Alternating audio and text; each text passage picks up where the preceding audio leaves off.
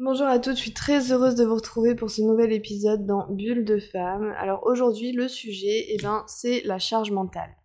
Alors personnellement, j'ai eu une semaine absolument très très très chargée, bourrée d'imprévus, et donc j'avais vraiment envie de faire un focus là-dessus, parce que la charge mentale, en fait, je me rends compte qu'on est quand même très très très très très nombreux à la vivre, à la porter à certains moments donnés. Donc parfois ce sont des périodes, et parfois ce sont des périodes plus ou moins courtes. Donc justement, j'avais envie de faire un point d'éclaircissement sur qu'est-ce qui est possible de mettre en place pour pouvoir s'alléger de ce poids qu'on a sur les épaules. Allez, je vous souhaite une très bonne écoute.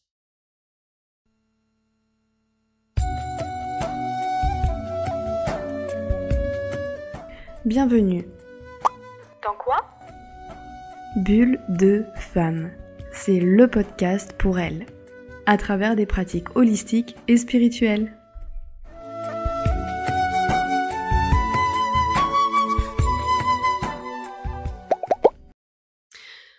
Donc tout d'abord, on va définir qu'est-ce que c'est la charge mentale. Donc la charge mentale, en fait, encore une fois, c'est une définition de ma part.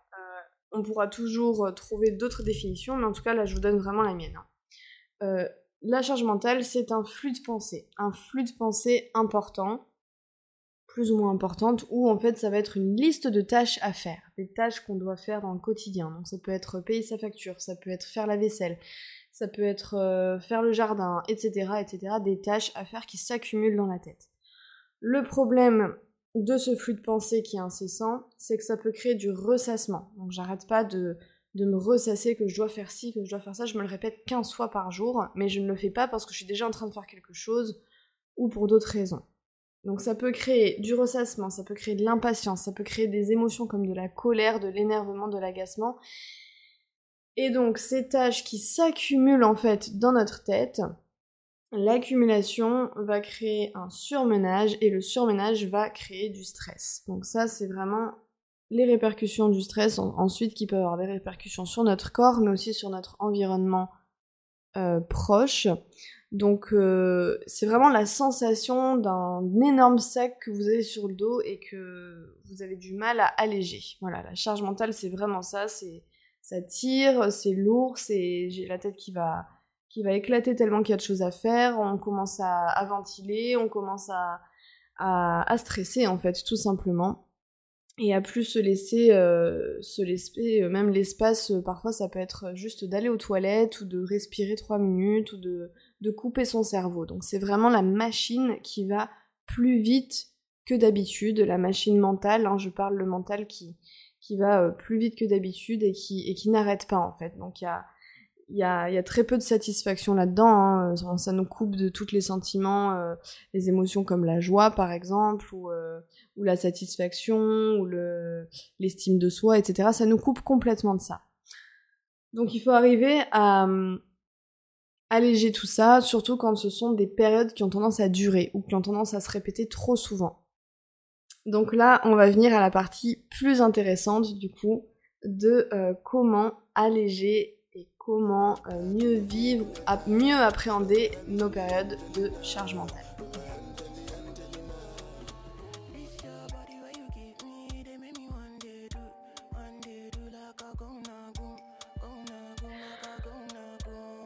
Donc si je commence de manière basique, tu as déjà dû entendre l'idée d'écrire. Donc écrire effectivement ce qu'on a dans la tête, les tâches à faire, ça, je pense qu'un grand nombre d'entre nous sait déjà le faire. Alors oui, effectivement, écrire, déjà ce qui est bien dans l'écriture, c'est que ça pose en fait, voilà, l'idée qu'on a dans la tête, la tâche qu'on doit faire, et au lieu de la garder dans la tête et qu'elle se répète 50 fois, je l'ai écrite sur papier, donc je la dépose. Le problème, c'est que parfois, on va faire des espèces de listes interminables ou des petits bouts de papier à droite à gauche qui traînent dans la maison qu'on ne relit jamais et qui en fait ne nous aident absolument pas. Donc là, l'idée, c'est pas ça. L'idée, c'est vraiment de déposer. Donc je dépose, j'écris ce à quoi je pense. Voilà, je dois penser à payer la facture d'électricité par exemple ce soir, avant 17h. Hop, vous l'écrivez soit sur une feuille, soit sur votre téléphone en rappel, à faire ce soir, etc. Quand vous êtes dans le jus comme ça, quand vous êtes en train de faire plein de choses et que vous pensez à tout ça, vous avez pas vraiment le temps d'organiser.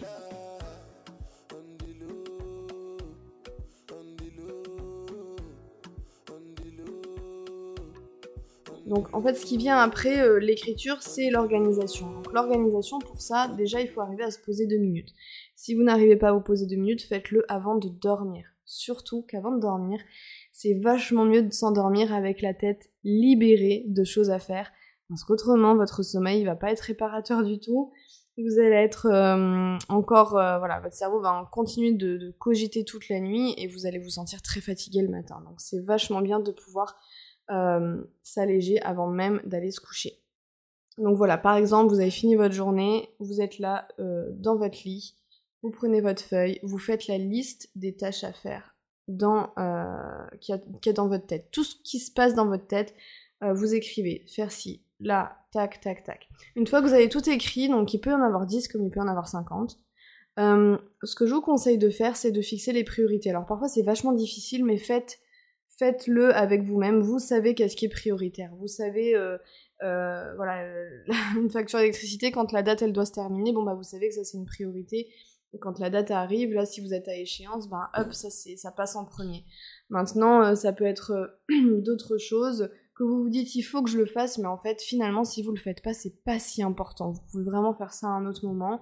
Il y a peut-être quelque chose de plus important justement à faire à ce moment-là. Donc si vous avez par exemple 40 choses sur votre feuille, et ben je vous conseille simplement d'en choisir 5 maximum. Vraiment maximum, vous en choisissez 5 et puis vous les annotez entre voilà, 1 et 5, 1 la plus importante, 5 la moins importante. Vous prenez ensuite votre agenda et vous le marquez dans votre agenda. Telle heure, payez la facture. Telle heure, allez prendre le rendez-vous, voilà, allez, je sais pas, voir votre psy ou votre esthéticienne, peu importe, vraiment écrivez vos rendez-vous dans la matière. Voilà, vous vous libérez de ça. Vous avez pris vos rendez-vous, vous savez que ça va arriver. Et comme ça, c'est plus dans votre tête. Parce que si, voilà, je pense que vous comprenez, quand c'est dans votre tête, ça ressasse, ça tourne en boucle et c'est une autoroute de bruit, quoi. Donc, vraiment, ça, c'est les 3 étapes. On écrit, on fixe les priorités par numérotation, on marque dans l'agenda. Ça, c'est l'organisation. Mais c'est pas tout. Il y a encore d'autres choses que vous pouvez faire.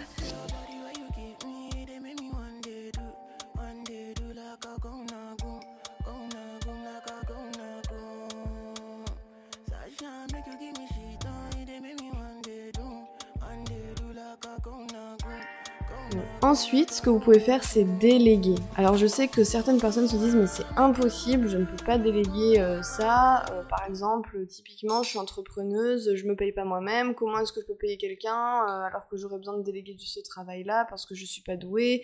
Et typiquement, moi, ça m'est arrivé pour mon site internet, par exemple, je l'avais fait moi-même et puis finalement, il était invisible aux yeux du monde jusqu'au jour où j'ai décidé de demander à une amie qui était graphiste et qui m'a fait mon site, un super site internet, d'ailleurs, vous pourrez aller le visiter.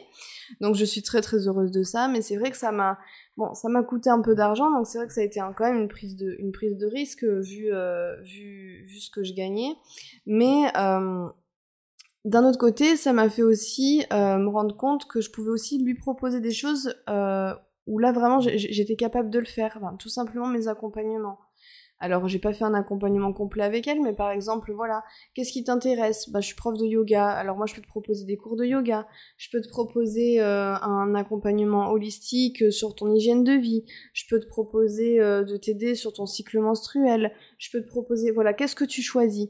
Et pendant ce temps-là que moi je travaille pour l'aider, que elle travaille pour mon site web, et ben moi je travaille pour l'aider à améliorer son hygiène de vie par exemple. Donc voilà, donc en fait il y a des choses qui sont vraiment possibles. Donc observez ça vraiment, qu'est-ce que je peux faire, comment je peux déléguer, et parfois oser demander parce que vraiment parfois on a des belles surprises.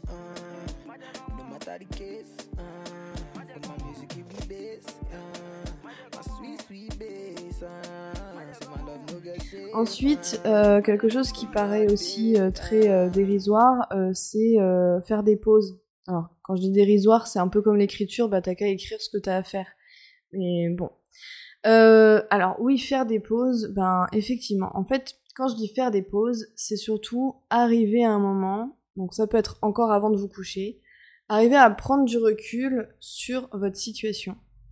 Quand je dis prenez une pause, c'est est-ce que par exemple, je sais pas, vous avez couru toute la journée dans la maison ou au travail ou entre la maison et le travail et vous avez même pas pris le temps d'aller aux toilettes, vous n'avez pas pris le temps de prendre une douche, etc. Est-ce que si vous arrêtez la machine 2 minutes, donc la machine c'est dans votre tête, est-ce que vraiment ça va avoir des répercussions sur l'extérieur si vous prenez une douche par exemple? Alors, je dis une douche ou prendre le temps d'aller aux toilettes ou prendre le temps d'aller faire une marche dans le parc à côté ou d'aller vous avaler un sandwich. Est-ce que vraiment ça va avoir un impact? Donc en fait c'est une pause mais c'est aussi du lâcher prise.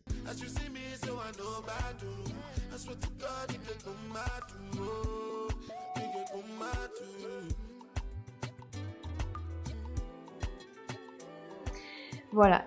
Et pour finir, alors j'aimerais quand même, parce qu'en tant qu'accompagnatrice holistique pour les femmes, j'aimerais quand même souligner une période où on est quand même, nous les femmes, bien plus sujettes à la charge mentale que à certaines autres périodes ou à certains moments.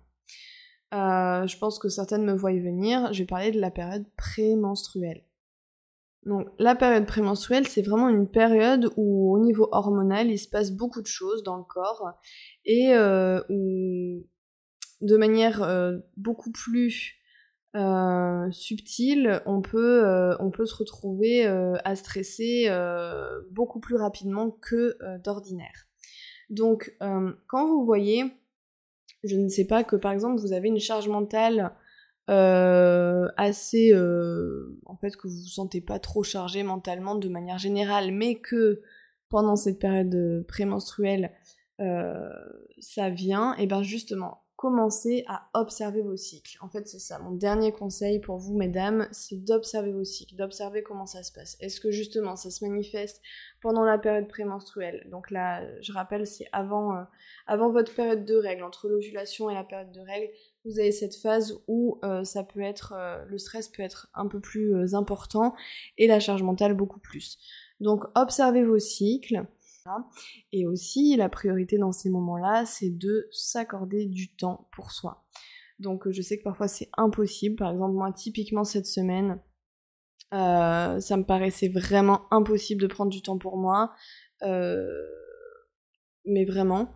Et je suis en période prémenstruelle, donc je peux vous dire que c'était quand même décuplé, c'est vraiment pour ça que j'ai tenu à faire cet épisode d'aujourd'hui. Et en fait, à un moment donné, j'étais dans une espèce d'impasse, où il y avait tellement de choses à faire, que là je me suis dit, bon, qu'est-ce qui se passe si je m'arrête là tout de suite? Et rien. Vous savez quoi? Rien de grave en tout cas. Absolument rien, si ce n'est que j'ai autorisé mon corps et ma tête de se reposer, de refaire entrer de la joie par exemple, des émotions assez chouettes, assez cool, qui m'ont fait un bien fou, où j'ai passé une nuit très réparatrice et où pour le coup, la journée d'après, j'étais à fond et tous les petits problèmes se sont réglés très très très rapidement.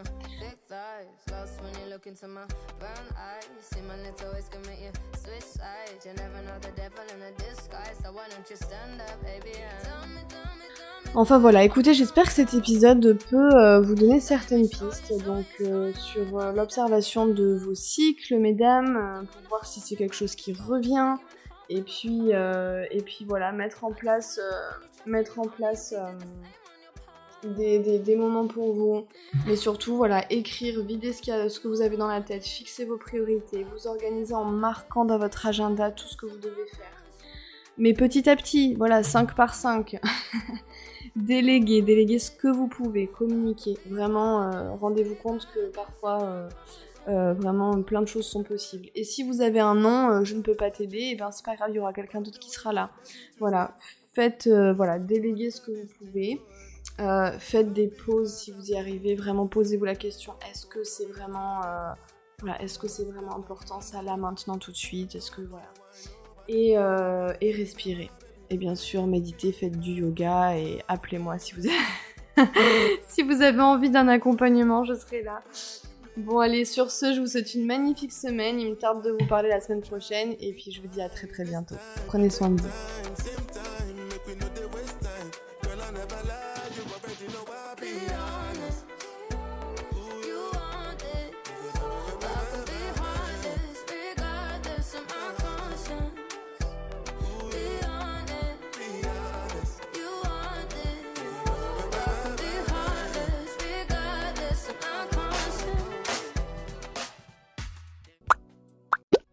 Je vous remercie pour votre écoute et si vous aimez les étoiles, sachez que lorsque vous en sélectionnez, le podcast se fera connaître plus facilement auprès des femmes.